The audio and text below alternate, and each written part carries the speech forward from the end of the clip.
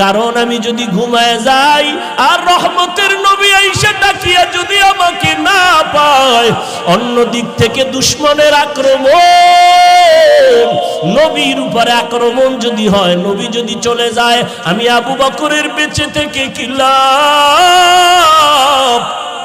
কারণ আমি আবু বকর যেই নবীর সোহবত আর নেক নজর এত দামি হয়ে গেলাম, হঠাৎ খবর হয়ে গেল নবী নাই, নবী নাই।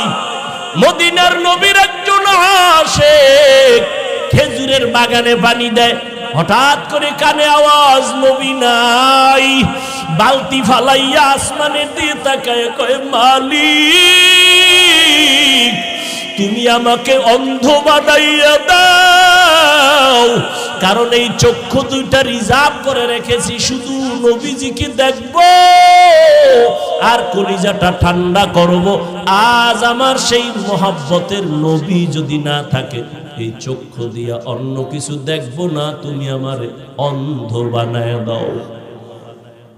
কেমন মায়ার নবীর মোহাব্বত রে, নবীর আশিক উম্মতের দল। আজকে ১৫০০ বছর পরেও ওই নবীর আদর্শের কারণে কত সম্মান আল্লাহ দান করেছেন। নবীর মোহাব্বতের টুপি, নবীর আদর্শের দাড়ি, নবীর আদর্শের পোশাক, আজকে কত সম্মান। যত বড় কাট্টা বেঈমান হোক না কেন, মদিনার পোশাকটা দেখলে সম্মান করার চেষ্টা করে। মদিনার নবীর আদর্শের এত দাম, ১৫০০ বছর পরেও কত বড় বড় বিধর্মীরা নবীর সুন্নতের এই আদর্শ দেখে মুসলমান হয়ে গেল। আবু বকর বলে, নবী আল্লাহর জাতের কসম আমি একটা সেকেন্ড ঘুমাই না, দরজার কিনারায় দাঁড়ায় দাঁড়ায় অপেক্ষা করি নবী এসে কখন আমারে ডাক দিবে, আমি সাথে সাথে যেন জবাব দিয়ে দরজা খুলতে পারি।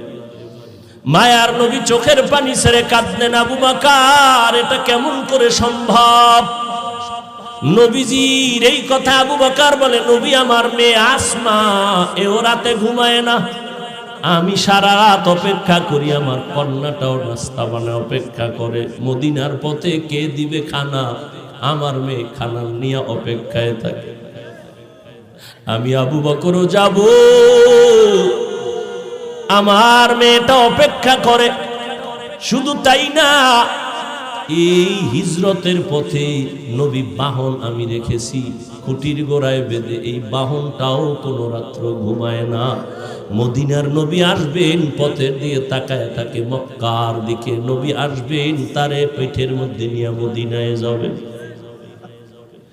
এদিক দিয়ে দুশমনেরা ঘরের পেছন দিয়ে ভেতরে ঢুকলো, দেখে মুহাম্মদ নাই। এদিকে সময় খুবই কম, দ্রুত নবী আবু বকরকে নিয়ে বের হয়ে গেলেন।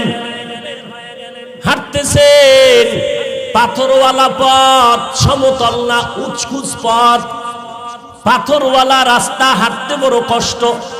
হাঁটতেছেন, আবু বকর একবার ডানে যায়, নবীর একবার বামে যায়, একবার সামনে যায়, একবার পেছনে যায়। নবী বলেন, আবু বকর আপনি এমন কেন করেন? আবু বকর বলে, নবী দুশমনের ভয় আমি ভয় পাই, ডান দিক থেকে না জানি আক্রমণ আসে ডানে যাই, বাম দিক থেকে না জানি আক্রমণ আসে আমি বামে যাই, পেছন দিকে যাই, আবার পেছন থেকে যেন আক্রমণ করতে না পারে। কারণ কোন দুশমন যদি আক্রমণের গুলি মারে, আমি আবু বকরের গায়ে লাগবে, আমার মায়ার নবীর শরীরে যেন না লাগে। কারণ আমার মায়ার নবীর শরীর এত বরকতের শরীর, যেই নবীর শরীর মোবারকে মশা পড়ে না, মাছিও পড়ে না, হারাম। আবু বকর নবী হাঁটতেছেন দুজনে মদিনার পথে। যাওয়ার বেলায় শেষ সময় বাইতুল্লাহর কিনারায় গিয়ে নবী একটু বিদায় দেয়, কান্না করে, এরে বাইতুল্লাহ আমি তোর জন্য বড় পাগল, বড় আশিক। ওরে বাইতুল্লাহ তোর দরজায় যখন আমার সিনাটা লাগাই, কলিজাটা ঠান্ডা হয়ে যায়। ও বাইতুল্লাহ, দুশমনের ভয়ে পারি না, একটু মোহাব্বত করে সেজদা দিয়া নামাজ পড়ব। আমার আল্লাহর ঘর, আমার আল্লাহর ঘরের দিকে ফিরিয়া নামাজ পড়তে পারি না রে বাইতুল্লাহ। আমার দুশমন কলিজাটা ভেঙ্গে যায় রে বাইতুল্লাহ।